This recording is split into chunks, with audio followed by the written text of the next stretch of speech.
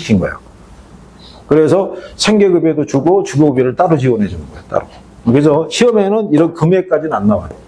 다만 주거급여 제도가 운영이 되고 있다까지는 최근에 출제를 한 거예요. 한 2번. 그 정도는 알아두시면 돼요. 무슨 말인지 알겠죠? 네. 그래서 그리고 또 높아시면서 얘기하는데 여기 이 슈퍼바이 지수의 크기 있죠? 뭐 2에서 2.5는 뭐 돼야 돼. 그건 선진국 기준이에요. 무슨 말인지 알겠죠? 그러니까 그 수치 같은 거는 정리할 필요가 있다 없다? 없다. 그런 정도 생각하면 돼요. 그 다음에 이제 뒤로 넘어가면 부동산 정책이라고 나와 있죠. 근데 정책인데 일절이 정부의 시장 개입이라고 돼 있잖아요. 그죠? 근데 그 밑에 가면 정책의 의, 정책의 과정 이런 거 나와 있죠. 참고사항이에요. 우리가 여기서 이제 하는 거는 뭐를 이제 배우면 되냐면 지금 요거 하는 거예요. 요거.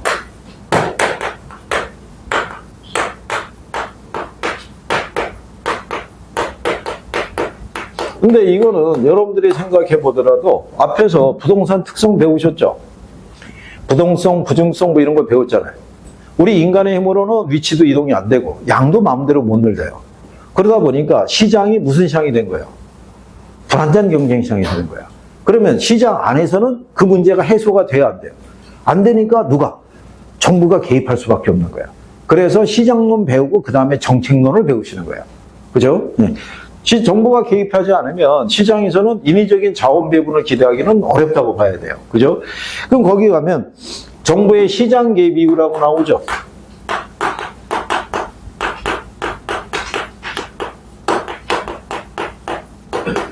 자, 시장 개입 이유가 나올 때 정치적 기능과 경제적 기능이라고 있어요, 없어요? 있죠. 그런데 요즘 이 표현은 잘 안 쓴다는 거예요. 정치적 기능과 경제적 기능이라는 거는 10회 이전에 출제했을 때, 그때 당시에 그 학자가 번역을 해서 소개했을 때, 그때 한 번만 나온 거예요. 그래서 그냥 여기서는 그냥 간단하게 정치적 기능은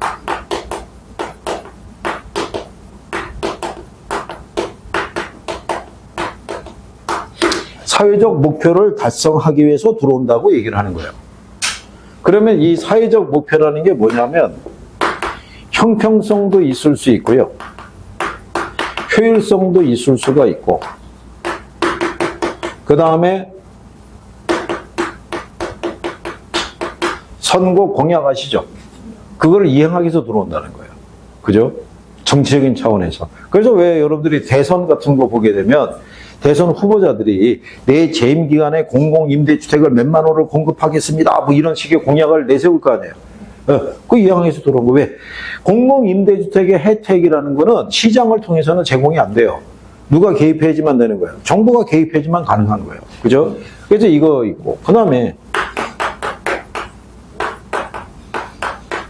경제적인 기능은 이걸 수정하기 위해서 들어온 거예요.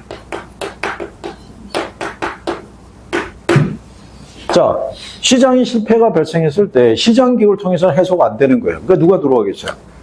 정부가. 그죠? 네. 그런데 이거 옛날식 표현이고 요즘은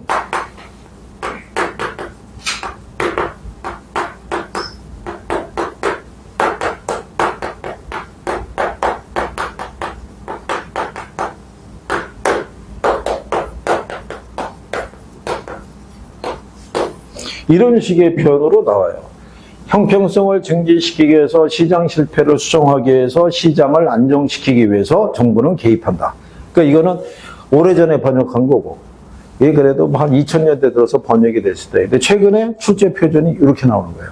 그래서 여기서 나오는 게 이게 들어오는 거예요. 가치제에 대해서. 그래서 우리가 지난번에 가치제를 얘기했었죠. 기억나죠? 가치제라. 그러면 또 못 들은 체 하는 거야. 같이 알죠? 그러면 안 돼. 물어보면 못 들은 체 하는 거야. 자, 정부는 시민이 시민다운 삶을 살기 위해서 최소한 소비시켜줘야 되는 재화 있죠? 그거를 가치제라고 그래요. 그래서 가치제에 들어가는 애들이 누가 있냐면 교육 서비스, 의료 서비스. 우리는 그게 잘 돼 있잖아. 무상교육도 돼 있고 의료보험 혜택도 있고 그 다음에 마지막에 주거 서비스라고. 주거 서비스. 그래서 여러분들이 주택정책 안에서 임대주택 정책이 출제 빈도가 높은 거예요. 임대료 규제, 보조, 공공임대주택의 종류 이런 거 물어보는 이유가 거기 있는 거예요. 정부의 정책 목표에 들어가 있으니까. 그죠? 그래서 그렇게 이해하면 되는 거예요. 그 다음에 뒤로 가면 시장 실패라고 나와 있죠.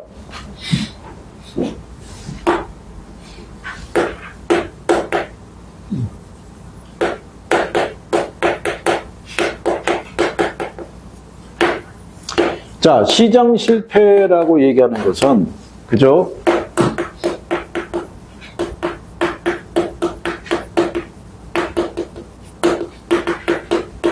이 시장 기구를 우리가 다른 말로 가격 기구라고 그래요. 그러니까 시장의 가격을 매개로 자원 배분이 효율적이지 못하다는 얘기는 균형을 이루지 못한다는 얘기예요. 그죠? 여러분들이 균형에서 이거 배웠죠?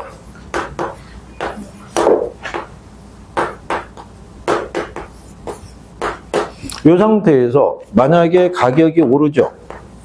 그러면 공급이 늘어나서 초과 공급 상황이 되면서 다시 원래 균형으로 돌아간다.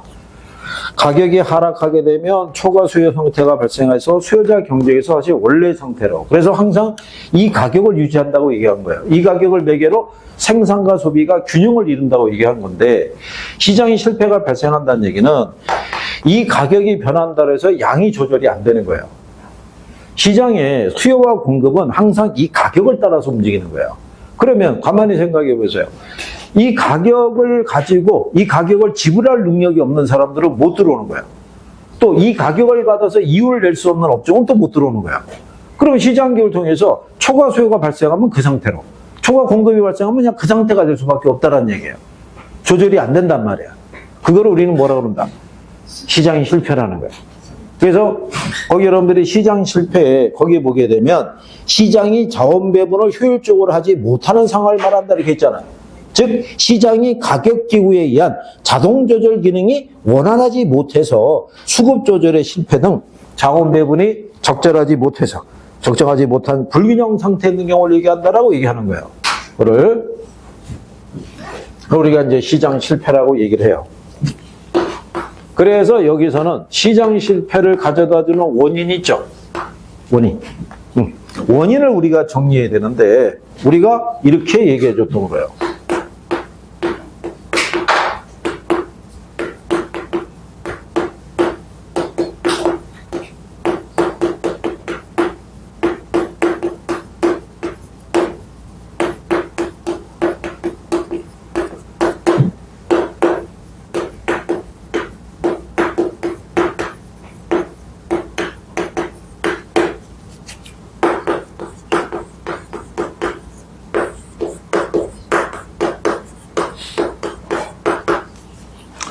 자, 우리 교과서에 보면은 이렇게 제시가 되어 있는데 여기를 강의할 때마다 알려드리는 게 뭐냐.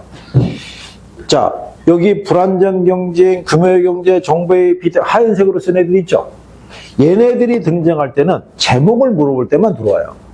다음 중에 시장 실패 원인에 해당하지 않는 거를 고르시오 이럴 때만 들어오는 거예요. 그리고 여기 노란색으로 쓴 애들 있죠. 얘네는 단독적으로 나옵니다. 별도의 문제로. 그러니까 얘네가 조금 더 중요한 거예요. 그런데 경제학의 논리상에서는 얘가 중요해요. 경제학자들은 정부가 시장에 개입하는 걸 반대해요. 정부가 개입을 함으로써 오히려 시장의 자원 배분을 왜곡시킬 수 있다 그래서 반대하는데 예외적으로 인정하는 게 이거예요. 공공재는 시장을 통해서는 공급이 안 돼. 정부밖에는. 그러니까 이거는 인정해 줄 수밖에 없는 거야. 그래서 최근에 예전에는 이게 나온 거예요. 외부 효과가. 부동산학적인 부동성 배웠죠? 외부 효과에 영향을 받게 한다라고 돼 있잖아요. 그러니까 얘가 더 많이 출제됐어요. 이전에는. 얘가 6번, 7번 나왔단 말이에요. 그전에는 얘가 나온 게 한 번인가 두 번밖에 없었어. 그럼 그 이후로 얘가 2번 더 나온 거예요. 그러니까 그 얘기는 뭐다? 바뀐 거예요, 출제자가. 그래서 얘가 안 나온 지가 근 한 10년 가깝게 돼요. 그러니까 그래도 두 가지는 기억을 해줘야 된다는 거예요. 그 우리가 간단하게 여기 불안정 경쟁에 따른 독점 문제 있죠. 자, 여러분 생각해 보세요. 독점 기업이 있다는 얘기는 이윤을 독식할 수 있어요, 없어요? 여기서 얘기하는 거는 독점 기업이 이윤을 독식하는 게 문제가 되는 게 아니라는 거예요. 걔들이 그 이윤을 올리기 위해서는 가격을 조정해야 될 거 아니에요. 가격을 조정하기 위해서는 시장에서 필요한 양보다 적은 양을 공급하는 거야. 그럼 가격이 어떻게 돼? 올라갈 거 아니에요. 그러면 중요한 거는 가격이 올라가서 이윤을 가져가는 건 좋은데 양을 필요한 양보다 과소 생산한다는 데 문제가 있다는 거야. 그래서 시장에 실패가 발생한다는 거야. 만약에 우리나라 대표적인 독점 사업이 뭐예요? 전력이라고, 전력하고 물. 두 가지를 만약에 민영화가 됐다고 생각해봐요. 암흑천지야. 못 쓴다니까, 진짜. 그 여러분들이 주변에 물어보면 겨울이니까 도시가스비가 많이 나올 수 있죠. 난방하니까. 도시가스비가 8,000원? 8,000원 나왔다는 거의 안 틀었다는 얘기예요, 그거. 지금 겨울에. 응? 옆에서, 야, 나 도시가스 뭐 3만원 나왔어. 아우, 씨, 너무 많이 나온 것 같아. 라는데 저 인간은 뭐지? 그랬을 때 옆에서 7,800원 얘기하고 저 사람은 어떤 삶을 살고 있는 게 그 온수매트 뭐 따뜻한 게 있나 봐요. 그거 위에서 잔대요. 그러니까 이거는 거의 뭐 그냥 최소한의 것만 놓고 그러고 한다는 거예요. 우리는 언제 나중에 만약에 민영화되면 그렇게 살아야 되는 거예요, 이제. 집에 지난번에 보니까 저기 어떤 연예인 방송이 나와갖고 자기는 집에서 등 하나만 킨다고 그러더라고요. 이거 하나만. 오, 그렇게도 사는 거라고. 그러면 전체가 다 어떻게 돼? 뭐 이렇게 되는 거야, 이거. 쉽지 않다는 얘기예요. 그죠? 물 부족 국가에서 물까지 민영화 되면은 물 1리터라도 제대로 쓰기가 쉽다 어렵다. 어려운 거예요. 다 꾀지지하게 등장하는 거예요, 이제. 못 씻으니까. 그렇게 되는 거예요. 그래서 필요한 것만큼 시장에 공급되지 못함으로써 발생하는 게 불안전 경쟁에 따른 독점의 문제라는 거예요. 그러니까 여기도 과소 생산의 문제가 있어요, 없어요? 얘네는 균형이잖아. 균형인데 부족하잖아. 근데 이게 가격을 매기로 조절이 안 된다는 얘기 아니에요. 그 다음에 규모의 경제에 따른 비용 체감 산업 있죠. 네. 규모의 경제라는 건 장기적으로 기업이 생산량을 늘릴수록 평균 비용이 점점 증가하는 게 규모의 경제에서 나타나는 거예요. 그죠?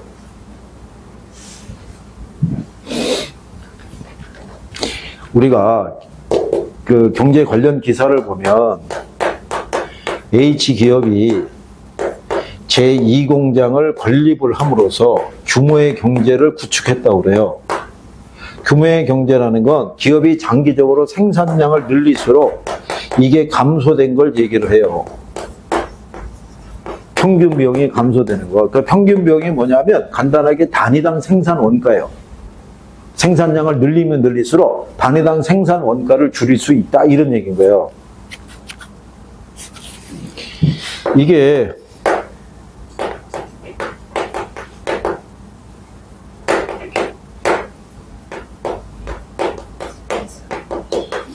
총 생산비를, 이 생산비는 가변비용, 고정비용을 다 합한 거예요. 이게 생산량으로 나눌 때 제품 하나 생산할 때 10,000원 들어가. 한 개 생산하면 단위당 생산 단가가 10,000원이잖아. 근데 10,000원이 들어가는데 10개 생산해. 그럼 얼마예요? 1,000원. 10,000원 들어가는데 100개 생산해. 그럼 얼마예요? 100원. 무슨 말인지 알겠어요? 간단히 들어서 옛날에 우리나라 치약 있죠? 이 치약이 독점이었어요. 이 치약이. 네. 얘네가 독점이었는데 후발 다른 기업에서도 이 치약 시장으로 들어오려고 생각을 했을 거 아니에요. 근데 얘네는 이미 시장을 점유하고 있어. 그러니까는 이미 다 만들어진 데서 생산 단가를 원하면 얼마든지 낮출 수 있는 거야. 생산량을 늘리기만 하면 되니까. 그러면 그때 만약에 치약 하나의 가격이 1,000원이었는데 후발 기업이 현재 1,000원이니까 나는 900원으로 시장에 들어와야지 그랬는데 갑자기 양을 늘리면서 100원에 팔아버리면 후발 기업이 들어올 수 있어 없어? 못 들어온다고. 후발 기업이. 그러면 자연스럽게 시장에 독점이 될 수 있어 없어? 우리나라의 대표적인 철도 사업 있죠? 누가 하는 거예요? 정부에서 하는 거 아니에요? 그 정부는 이미 전국에다가 철도 다 깔았어, 안 깔았어? 다 깔았잖아. 그러면 이미 초기 비용은 다 들어간 거 아니에요? 그럼 이때는 사람 한 사람 더 데려온다고 그래서 추가되는 비용이 많지가 않잖아. 그러니까는 지금 서울에서 부산, 서울에서 광주 가는데 KTX라든가 SRT 비용이 5, 6만 원이면 되는 거예요. 근데 후발 기업이 민간 기업이 들어가서 걔네가 철도 사업 하려면 어떻게 돼요? 철도 다시 다 깔아야 되는 거예요. 그러면 초기 비용이 어마어마한데, 그러면 걔네가 가격을 얼마를 받아야 돼요? 부산까지 150만 원, 광주까지 120만 원 이렇게 해야 되는 거예요. 우린 탈 수 있어요, 없어요? 못하는 건 걔네 시장에 들어올 수가 없는 거예요. 그럼 자연스럽게 정부가 세운 공기업이 독점 형태를 유지하게 되는 거예요. 그래서 공기업들은 처음에 그 역할이 어느 정도 수행을 하면 민영화 시켜주는 게 정상인데, 전기하고 수도는 민영화하기는 어려워요. 그런데 우리나라 구조상. 그러니까 이런 것들이 시장의 실패가 유발이 된다. 그래서 자연 독점의 문제가 나오는 거예요. 그리고 정보의 비대칭성은 정보가 부족하다는 거예요. 정보가 부족해서 이 자원 배분이 효율적으로 안 되는 대표적인 시장을 우리나라에서는 중고차 시장을 얘기해요. 그리고 중고 PC 있죠. 일반인들이 차 잘 모르고 컴퓨터 잘 몰라요. 그래서 차 살 때 아는 사람을 데려가야 된다 이런 거 있어요, 없죠? PC도 잘 모르니까, 아예 사양을 모르니까. 그래서 불공정한 거래가 될 수 있어요, 없죠? 있는 거예요. 그래서 법을 만들어서 그것도 제재를 레몬법 이런 거 만들어서 해보는데 그것도 잘 아직은 안 돼요. 그래서 어쨌든 이런 것들이 시장 실패 원인이 되는데 제목 정도 알아두면 되는 거예요. 무슨 말인지 아시겠어요? 뭐 완전한 정보 하면 틀리는 거예요. 완전 경쟁 시장으로 하면 틀리는 거예요. 또 우리가 이제 추가로 알아볼 것은 공공재하고 뭐하고 외부 효과. 이제 잠깐 쉬었다가 여기서부터 해보는 거예요.